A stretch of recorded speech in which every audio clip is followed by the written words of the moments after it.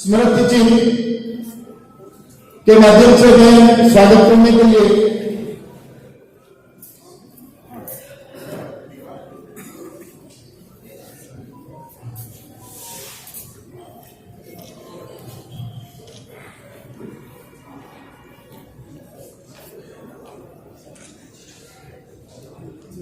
हमारे मुख्य वक्ता जो पढ़ाए बीएल चौधरी साहब, माध्यमिक शिक्षा बोर्ड के पूर्व चेयरमैन, पूर्व उपकुलपति सुखड़िया यूनिवर्सिटी के चौधरी साहब पढ़ाए हैं। तालियां से स्वागत करें सब। मेरा निवेदन है सबसे तालियां से स्वागत करें।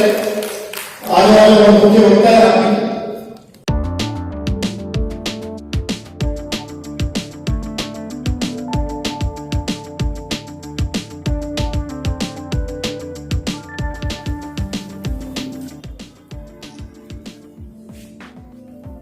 मैं चौधरी साहब के स्वागत के लिए आमंत्रित कर रहा हूँ राकेश जी भंडारा, जिला कोषाध्यक्ष।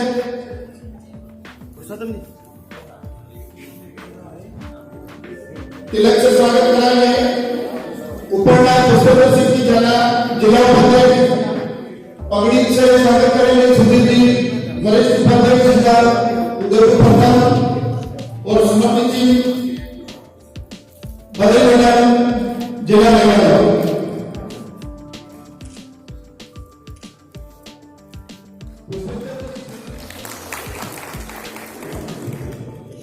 स्मृति जी विनयकांत जोशी, नगर अध्यक्ष। साथ में शामिल के लिए मैं आमंत्रित कर रहा हूं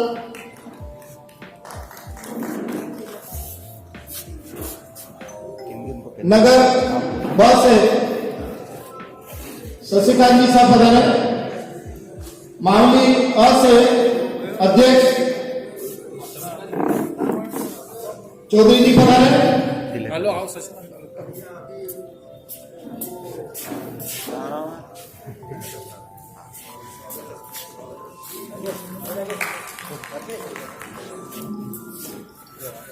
मैं हमारे जिले के सेंटर मंत्री जी भाई पुरुषोत्तम जी दवे साहब से आग्रह करूंगा।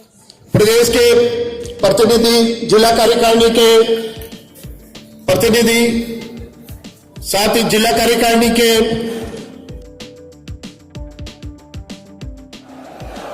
राजस्थान शिक्षक संघ, भारत माता की, भारत माता की, वंदे वंदे वंदे। आवाज सुने देनी चाहिए। सरकार सोई हुई है, शिक्षकों की मांगे मान नहीं रही है। आज के इस जिला अधिवेशन के मुख्य अतिथि श्रद्धेय और 40 साल से संगठन का काम जिससे सीखा बड़े भाई साहब, श्रद्धेय मुख्य अतिथि धर्मलाल जी जोशी, विधायक मावली, आज के अध्यक्षता कर रहे हमारे संगठन के पुरोधा, लगभग मैंने 30 साल से आमने सामने से देखा, कार्य करते हुए देखा, जिनसे मैंने प्रेरणा ली। आदरणीय प्रहलाद जी शर्मा, वर्तमान में आप प्रदेश संगठन मंत्री का दायित्व। मंचा से हमारे चिर परिचित और मेरे गुरु रहे श्रद्धेय बद्रीनाथ जी चौधरी साहब, मंचा से आज के नई राष्ट्रीय शिक्षा नीति 2021 के मुख्य वार्ताकार श्रद्धेय कैलाश जी सोरानी साहब, मेरे मंच पर मेरे संगठन के साथ कार्य करने वाले भाई प्रदीप सिंह जी चौहान, जिला अध्यक्ष उदयपुर गिरिडीह।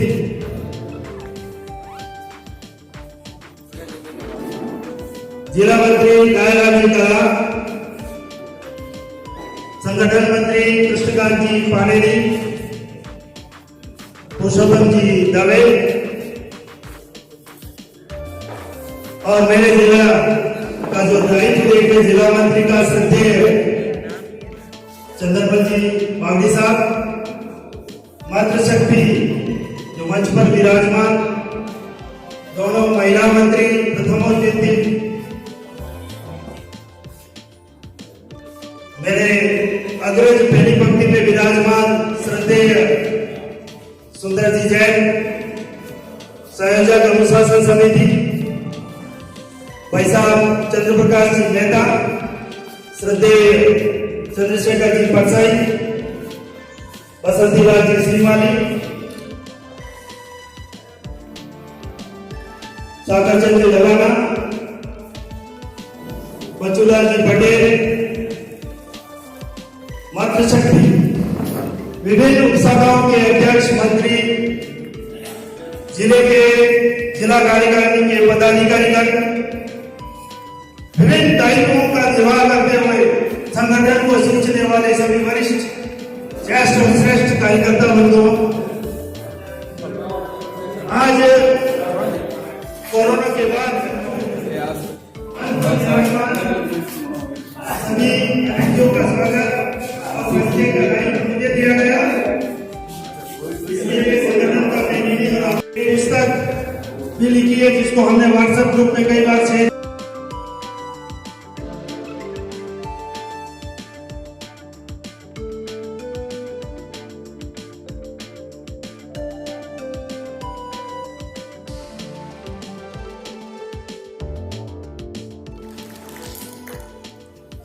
और 75 साल की आजादी की इस यात्रा में जब आप देश का सिंहावलोकन करते हैं तो जो कुछ प्रगति के आंकड़े दिखाई देते हैं मूल में उसका निर्माता शिक्षक है। यह भी सत्य है कि आजादी के बाद हिंदुस्तान के शिक्षक को वो सम्मान नहीं मिला जिसका वो हकदार था है। काम शिक्षक कर रहा है और उसकी क्रेडिट कोई दूसरा लेता है। आजादी के समय मात्र हमारे देश में 18% लोग साक्षर थे, आज 81% है। किसने बनाया इस देश को 81% साक्षर? 6 लोग। आजादी के समय केवल 32 साल एवरेज नहीं होती थी हिंदुस्तानी आदमी, फिर आज है 71 ईयर्स। ये करने वाला डॉक्टर कहां से आया? आजादी के समय देश में केवल 50,000 डॉक्टर थे, आज 12,50,000 डॉक्टर हैं इस देश में। दुनिया के सर्वाधिक मेडिकल कॉलेज हिंदुस्तान में है, आपको ये जानकर अच्छा लगेगा। 560 मेडिकल कॉलेज है हिंदुस्तान में। और एक और अच्छी जानकारी केवल और केवल पिछले 6 साल में, भाई श्री धर्मराज जी, केवल और केवल पिछले 6 साल में 173 मेडिकल कॉलेज इस देश में खोले गए। और उसी का परिणाम है कि हम इस महामारी से निपट पाए। आज इतनी बड़ी महामारी की वैक्सीन हिंदुस्तान में बनना और लगाना अपने आप में बहुत बड़ा काम, और इसका निर्माता निर्देशक शिक्षक है। कोई वैज्ञानिक बैठे होंगे लेबोरेटरी में जिन्होंने ये वैक्सीन का निर्माण किया। तो मूलतः देश के विकास की सारी यात्रा का कोई सही चालक है तो वो शिक्षक है। और पिछले इस 70 साल में हमने शैक्षणिक जगत में भी काफी ऊंचाइयां प्राप्त की है। आज हिंदुस्तान में लगभग 1000 विश्वविद्यालय हैं, 45,000 कॉलेजेस हैं, 4 करोड़ विद्यार्थी हमारे हायर एजुकेशन में पढ़ रहे हैं। ओवरऑल 30 करोड़ विद्यार्थी आपके विद्यालय में पढ़ते हैं। 30 करोड़, यानी कि ये जो नई शिक्षा नीति लागू की गई, इस नई शिक्षा नीति के अमृता के नीचे 35 करोड़ प्रत्यक्ष रूप से जुड़े हुए, प्रत्यक्ष रूप से डायरेक्ट। 1 करोड़ शिक्षक है इस देश में, और इन्हीं लोगों ने इस देश के निर्माण का और एक देश को आत्मनिर्भर आधुनिक बनाने की कल्पना के साथ काम कर रहे हैं। जब नई शिक्षा नीति की बात करते हैं तो मैं थोड़ा सा आपका ध्यान चाहूंगा कि पुरानी जो शिक्षा नीति कब बनी, कौन बनाने वाले थे। देश की पहला शिक्षा नीति किसने बनाई, जिसको हम सब जानते हैं, लॉर्ड मेकाले, और उसके दुष्परिणाम आज दिन तक भुगत रहे। तो आप समझ सकते हैं कि किसी भी देश के लिए शिक्षा नीति कितनी महत्वपूर्ण होती है। 1835 में बनाई थी लॉर्ड मेकाले ने यह शिक्षा नीति। आज दिन तक उसके दुष्परिणाम हम ईसाई मशीनरी द्वारा संचालित स्कूल व्यवस्था के माध्यम से भुगत रहे हैं। और उसी लॉर्ड मेकाले की योजना से आज पूरे देश में ईसाई मशीनरी की स्कूलें काम कर रही है।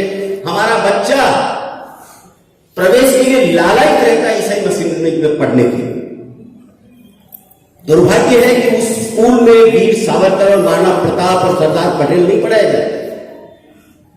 वहां फिजिक्स, केमिस्ट्री और मैथमेटिक्स पढ़ाई जाती है, पर जिस राष्ट्रीय सोच और चिंतन को पढ़ाना आवश्यक है वो वहां ईसाई मशीनरी की स्कूल से गायब है।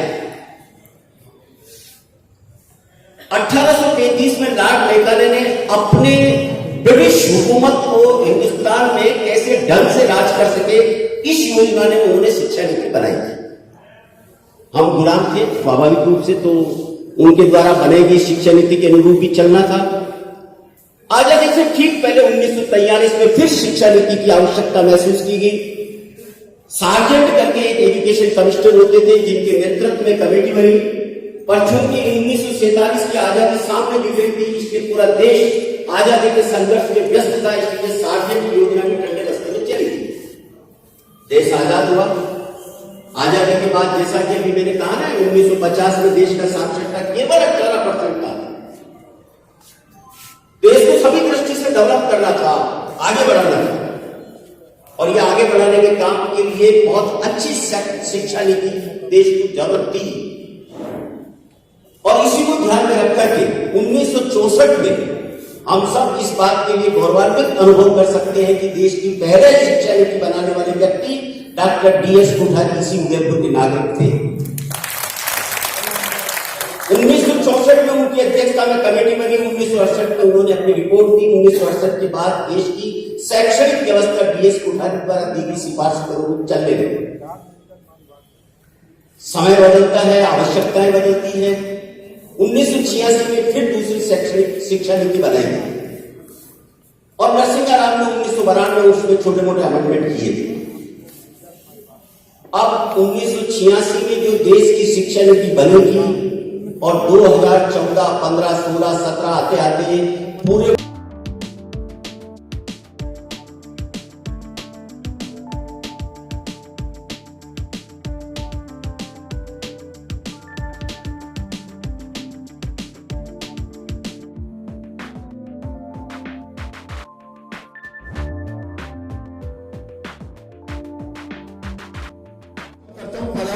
और हमारे शिक्षकों को आप उद्बोधन प्रदान करावे।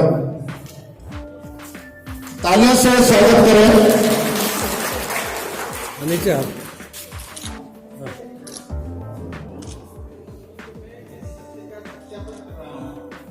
अपने गांव में रहता हूं और ये कोशिश कर रहा हूं। मैंने रेल मंगला ग्रेजुएट पास करने वाला और उसी के अंदर CCTV कैमरा लगाया, इंस्टॉल किया। तो जब मैंने बच्चों से पूछा इस बार परीक्षा परिणाम बहुत कम क्यों रहा, तो उन्होंने स्पष्ट मेरे से कहा आप जिम्मेदार हैं इसके लिए। तो मैंने कहा कि मेरी जिम्मेदारी तो, मैं तो अच्छा स्कूल समझता था और इस वर्ष से स्कूल की प्रतिष्ठा बढ़े इसलिए CCTV कैमरे लगाए थे।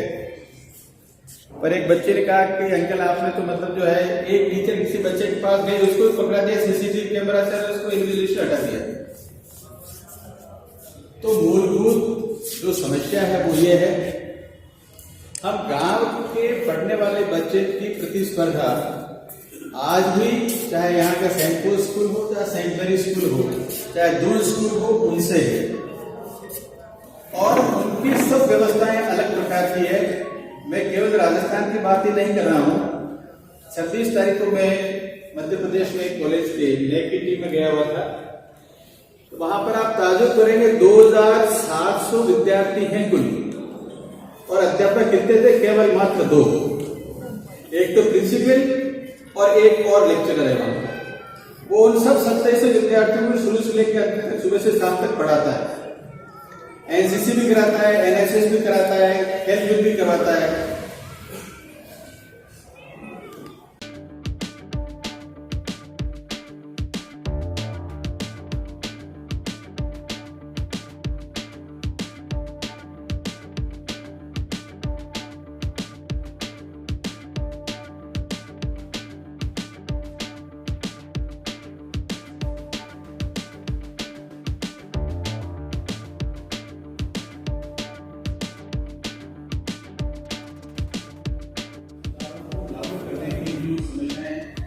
आज की तारीख में फेस कर रहे हैं, उनका समाधान मैं समझता हूँ कि बहुत मुश्किल लगता है, लेकिन अगर प्रारंभ किया जाए तो उन सब समस्याओं के ऊपर हम आज की तारीख में निराकरण करके आगे बढ़ सकते हैं। विभिन्न क्षेत्रों के अंदर रेल की पटरी हो या रेल के यात्री हो या उसकी पटरी हो, पूरा समाज और पूरा आने वाला नहीं है। अगर वर्तमान में सरकार दूसरी होती तो शायद हॉल में बैठने के लिए कुर्सी मिलती नहीं। फिर भी मैं आप सब लोगों को इस बात को बदल देता हूँ कि प्रतिकूल परिस्थितियों के अंदर भी हम अगर अपने आप को खड़ा रखते हैं तो मैं समझता हूँ कि आपकी पहचान बनेगी। जो हवा के साथ आते हैं जाते हैं उनकी कोई पहचान नहीं है। इसलिए अपना काम हम अपने निश्चित से कर पाए, इसके लिए आपके सामने आए। बिरला जी ने आपके सामने बहुत बड़ी चीजों की जिक्र किया। मैं तो एक ही चीज कहना चाहता हूँ, माननीय भैया जी बैठे हुए हैं, जितने समय से शिक्षक संघ में कार्य कर रहे थे, शिक्षा जगत से हम विभिन्न समस्याओं का समाधान चाहते हैं तो आपके पास में बहुत डिटेल अध्ययन चाहिए कि इस समस्या का कारण क्या है और इसका निवारण क्या हो सकता है। आगे किसी भी व्यक्ति को आपको समझने की जरूरत नहीं है, आपका कोई व्यक्ति सुनने वाला नहीं है, लेकिन अगर हमारी चीज और हमारी बात में वजन है तो उसके ऊपर वो हमारे आ जाने के बाद विरोध करेगा और उसके ऊपर कुछ नहीं। शिक्षा नीति जिन लोगों के हाथ में आई, दुर्भाग्य से मोहम्मद गजनवी ने 16 बार आक्रमण किया और 17वीं बार संपत्ति को लूट के ले गया। यानी 16 बार के आक्रमण को नहीं बढ़ाया, क्या बढ़ाया? 17वीं बार उसे आक्रमण किया और 17वीं बार वो जीत के ले गया। पृथ्वीराज चौहान को नहीं बढ़ाया। ये दुर्भाग्य इस देश का षड्यंत्रपूर्वक, यानी अंतर्राष्ट्रीय षड्यंत्रपूर्वक मैकाले ने जो शिक्षा पद्धति हमारे पर थोपी और उसके कारण आज देश की जो संपूर्ण दुर्दशा हुई है। बीएलओ शिक्षक, मैंने विधानसभा में कहा, कोई भी जनगणना करने वाले शिक्षक, और मैं आपसे मुझे क्षमा करना एक और निवेदन करता हूं, शिक्षकों में कहीं पर भी किसी पर कोई उंगली नहीं उठा सकता। शिक्षक चोरी करता था कल इतनी सी कि एक पीरियड वो लेट आया या आधा दिन वो चला गया, ये इसके अलावा कोई चोरी नहीं थी कोई, क्योंकि आधे कर्मचारी और राजस्थान में शिक्षक है लगभग, चोरी इतनी सी थी उसकी। परंतु आज क्या स्थिति बना दी? वो डॉक्टर साहब ने कहा ना, चावल और दलिया लेकर आ रहा था, तेल का हिसाब, आजकल दूध का हिसाब, सर्व शिक्षा अभियान में कमरे बांटे रेट का हिसाब, यानी शिक्षक को बिल बनाना सिखा दिया। ये दुर्भाग्य इस देश का। तो शिक्षा पद्धति यानी गीता की कसम खाते फिल्मों ने ज्यादा प्रसिद्धि करती, गीता की कसम खा के कहता हूं जो भी बोलूंगा सच बोलूंगा, सच के सिवा कुछ ही बोलूंगा, परंतु गीता पढ़ाई नहीं जाती। गीता पढ़ाई नहीं जाती। गीता की कसम कोर्ट में खा सकते हैं, गीता को पढ़ाना बिल्कुल हो जाएगा, सांप्रदायिक हो जाएगा मामला। तो केवल सांप्रदायिक होने के डर से और हमारे संस्कार, आखिर हम संस्कार कहां से लेंगे? कहां से बच्चों के संस्कार लेंगे? वो नहीं पढ़ाया गया। पढ़ाया क्या गया? जो नेगेटिव वो बढ़ाया गया ताकि बच्चा वहां जाकर खड़ा हो जाओ, क्या करे, केवल डिग्रीधारी हो गया। इसीलिए नई जो शिक्षा नीति है, आदरणीय सोडाल साहब ने विस्तार से कहा, आपको सब, आप तो प्रबुद्ध वर्ग है, अंग्रेजी हमारे पर, भारत के सभी पर, हमारे सब पर, मैं भी शामिल उसमें हावी हूं, हमारा बच्चा अंग्रेजी मीडियम पढ़ना चाहिए। और स्टेटस मानता है, कहां बच्चा पढ़ता, स्लेट पर पढ़ता, स्लेट पेन पढ़ता, ये उसका स्टेटस माना जाता है। आपको पता है संसार में लगभग 200 देश है और अंग्रेजी के 6 देशों में बोली जाती है, 6 देश में, केवल मात्र 6 देश में अंग्रेजी बोली जाती है, और तो हमारे पर अंग्रेजी कितनी हावी है। और इसीलिए कक्षा में अपने विद्यालय स्तर पर और खुद भी राष्ट्रीय स्तर पर खिलाड़ी हैं और उन्होंने अपने गांव को बिल्कुल परिवर्तित किया अपने पूरा स्कूल को, और अपने विद्यालय के ऊपर भी अपने वहां पर जो कार्य किए उसके ऊपर कोविड में भी पूरे गांव में निःशुल्क दवाई वितरण किए। इनको बहुत सारे जिला स्तर पर विभिन्न संस्थाओं के माध्यम से बहुत सारे पुरस्कार प्राप्त हैं। मैं शिक्षक संघ राष्ट्रीय की ओर से आपको सम्मान ये जो दिया, बहुत ही सराहनीय कार्य किया है और गोल्ड मेडल से ये 3 सब्जेक्ट में इन्होंने एमए किया है।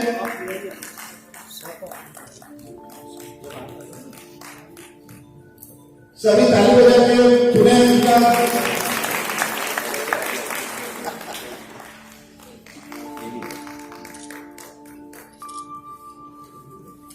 मैं आगे आऊंगा।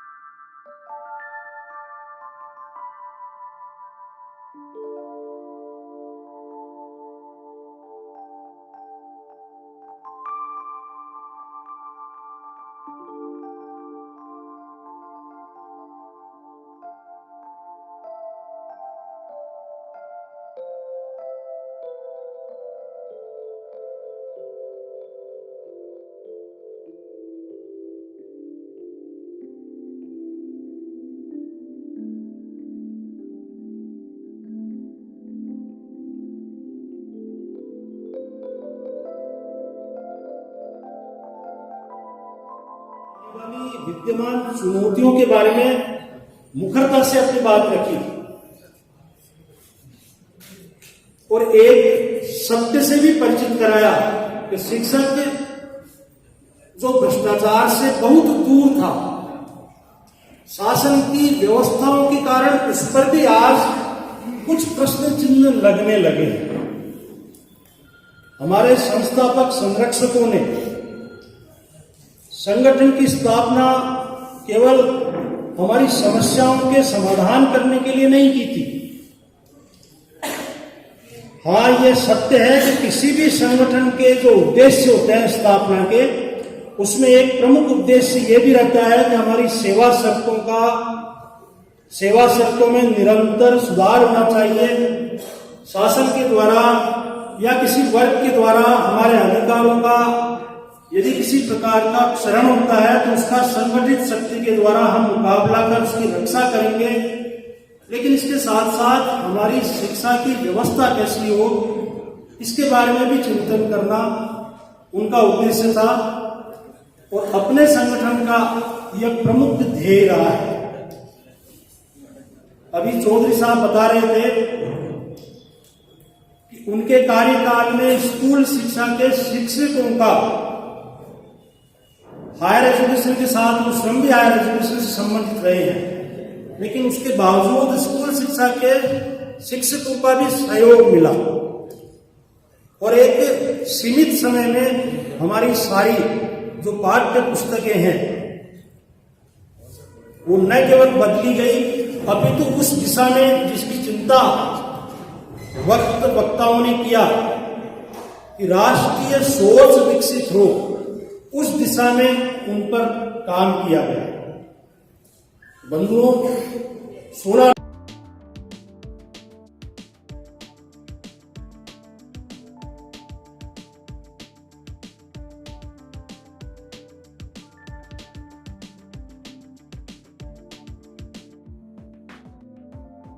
सभी सदस्य कार्यकारिणी के, जिला महासमिति के, प्रदेश जो हमारी महासमिति उनके सदस्य अनिवार्य रूप से यहाँ कल खुले अधिवेशन में उपस्थित रहे और अधिक से अधिक संख्या में हमें शिक्षक की जो समस्या है वो आप खुले अधिवेशन में रखें। जिला स्तर से मैंने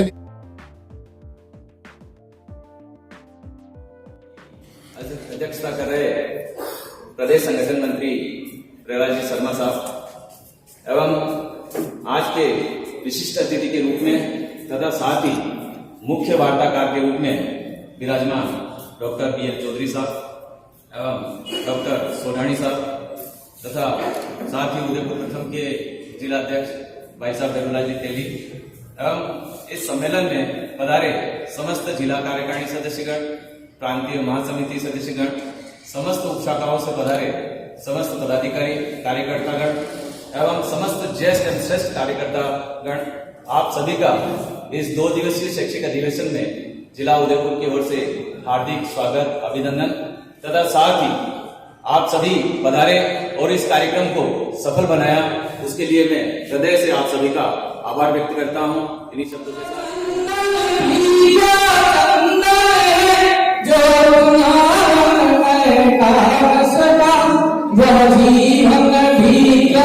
जीवन